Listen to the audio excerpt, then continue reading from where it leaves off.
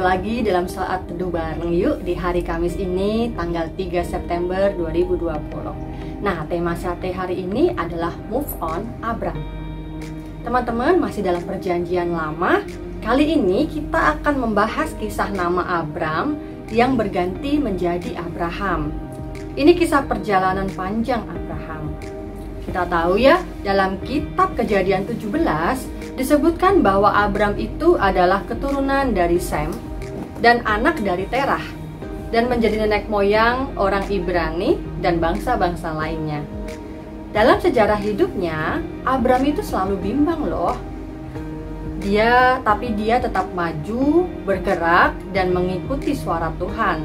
Ini pelajaran bagi kita ya guys. Di masa muda ini kita itu selalu bertanya-tanya, akan kemanakah langkah kita di masa depan? Intinya, kita belajar dari Abram untuk tidak menyerah, selalu dinamis, dan terus berdoa agar Tuhan menetapkan arah kita. Nah, mari kita belajar dari perjalanan hidup Abram dengan membaca Ibrani 11 ayat 8. Sudah ketemu? Mari kita baca bareng-bareng. Karena iman Abraham taat ketika ia dipanggil untuk berangkat ke negeri yang akan diterimanya menjadi milik pusakanya, lalu ia berangkat dengan tidak mengetahui tempat yang ia tujui.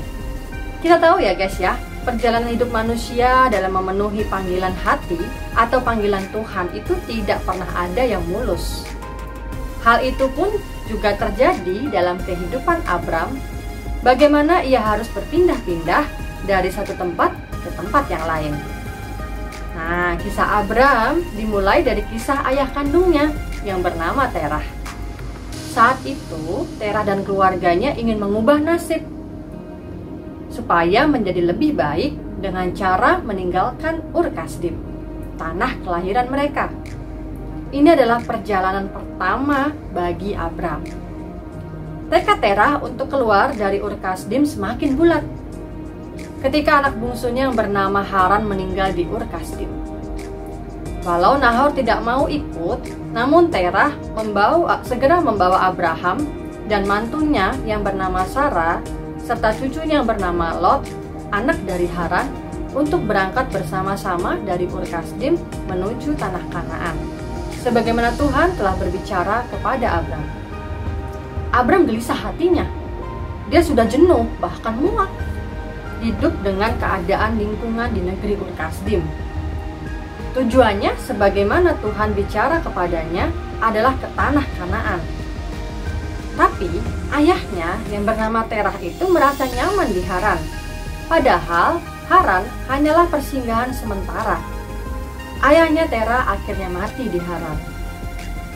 Setelah mendengar panggilan Allah, Abram bersama dengan Sarai dan Lot pindah dari Haran ke Sikem dan Betel. Ini adalah perjalanan kedua bagi Abram. Dengan kata lain, Allah itu mau bilang ke Abram, ayo terus move on. Nah, dalam suatu masa terjadinya kelaparan, maka Abram melakukan perjalanan ketiga menuju Mesir. Di Mesir, Abram mengalami masalah baru, di mana mereka terancam dibunuh bila tidak memberikan apa yang diinginkan Raja Mesir. Untuk menghindari masalah ini, Abram harus berbohong dan menipu seluruh Mesir dan menyangkali bahwa Sarah bukanlah istrinya. Dari Mesir, Abram kembali lagi ke Betel sebagai perjalanan keempat dan akhirnya berpisah dengan Lot yang memilih untuk mengembalakan ternaknya di lembah Yordan yang subur. Nah, setelah menerima janji dari Allah, maka dia akan memiliki seluruh tanah di Efrat.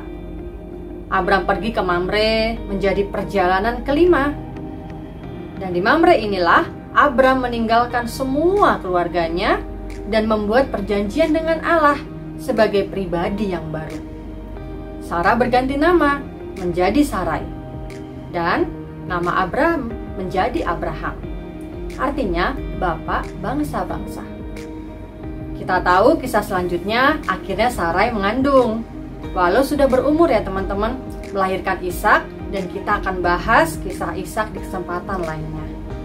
Dari kisah Abram ini, kita mendapat pelajaran bahwa Abram dan juga kita hanyalah manusia biasa yang bisa salah mengambil keputusan dan bisa melakukan hal-hal yang konyol.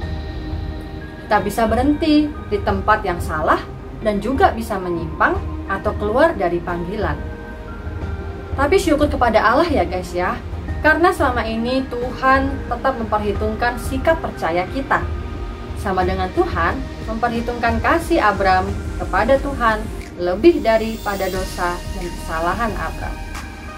Abram taat ketika Tuhan panggil kembali, dan Abram juga taat ketika Tuhan memanggil dia untuk mempersembahkan anaknya yang tunggal. Tak harus tetap move on, bergerak dinamis seperti Abram. Kemanapun Allah memanggil, walaupun kita belum tahu kemana tujuan. Tuhan memberkati kita semua. Halo guys, itu tadi renungan kita pagi hari ini. Mari kita sama-sama renungkan dan kita berdoa yuk. Tuhan Yesus yang baik, terima kasih untuk hari ini. Engkau memberikan kami kesempatan sehingga kami boleh bangun kembali pagi hari ini. Kami kembali belajar Tuhan supaya kami bisa tetap move on sekalipun terkadang kehidupan kami tidak sesuai dengan apa yang kami pikirkan, tetapi biarlah ketika kami juga berjalan jauh dari kehendak-Mu, biarlah kami memohon tangan-Mu Tuhan yang selalu menopang kami dan membawa kami kembali ke dalam jalur yang benar.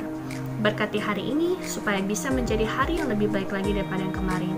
Terima kasih Bapa, dalam nama-Mu kami berdoa, amin.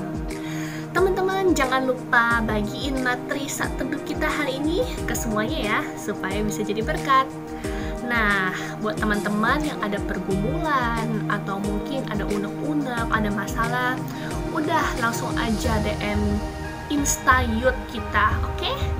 Nah, kita juga tiap hari Sabtu ada namanya Zoom Fellowship. Linknya itu dikirimin di WA grup maupun di Line. Always stay tune ya teman-teman.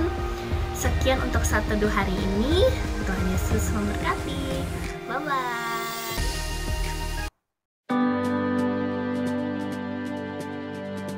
Selamat datang di obrolan santuy anak milenial. Kita bakal ada edisi spesial guys. Kita boys mau talk tentang tema relationship atau pacaran, tapi dari sudut pandang kita sebagai laki-laki. Nah, hari ini kita spesial loh guys, karena hari ini kita akan ngomongin seputar cewek-cewek. Yoi, benar tuh. Kan kalau relationship, cowok cewek punya beda pandangan. Kalau kita tuh biasa pakainya logika kan ya. Mendingan kita pacaran sekarang atau enggak langsung? Kalau laki-laki lebih banyak logika gitu ya. Ini kalau logikanya tuh gini. Tapi perempuan tuh nggak gitu ya. Nanti kita dengerin podcast sebelah ya, yang girls talk ya. Nah, firman Tuhannya berbunyi dengan demikian teman-teman. Segala sesuatu yang kamu kehendaki supaya orang perbuat kepadamu, perbuatlah demikian juga kepada mereka. Itulah isi seluruh hukum Taurat dan kitab para nabi.